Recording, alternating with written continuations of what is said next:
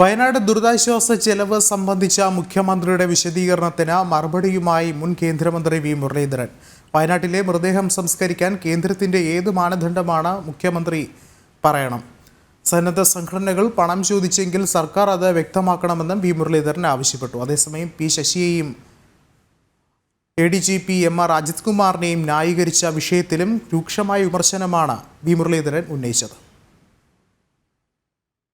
അദ്ദേഹം പറയുന്നത് ഇത് കേന്ദ്ര സർക്കാരിന്റെ മാനദണ്ഡം അനുസരിച്ച് തയ്യാറാക്കിയിട്ടുള്ളതാണ്. എനിക്കറിയില്ല, ഒരു മൃതദേഹം സംസ്കരിക്കാൻ വേണ്ടിയിട്ട് 75,000 രൂപ ചെലവാകുക എന്നുള്ളത് കേന്ദ്ര സർക്കാരിന്റെ ഏത് മാനദണ്ഡത്തിന്റെ അടിസ്ഥാനത്തിലാണ് എന്ന് അദ്ദേഹം ഒന്ന് വിശദീകരിക്കണം. അദ്ദേഹം പറയുന്നത് ഓട്ടോപ്സി, ശവസംസ്കാരം എന്ന് പറഞ്ഞാൽ ശവസംസ്കാരം മാത്രമല്ല, ഓട്ടോപ്സി ഉൾപ്പെടെയുള്ള കാര്യങ്ങളാണ് ഉൾപ്പെടുത്തിയിട്ടാണ്. ഓട്ടോപ്സി നടത്തിയ മെഡിക്കൽ കോളേജുകൾ അതിനു വേണ്ടിയിട്ട് പണം ചോദിച്ചിട്ടുണ്ടോ?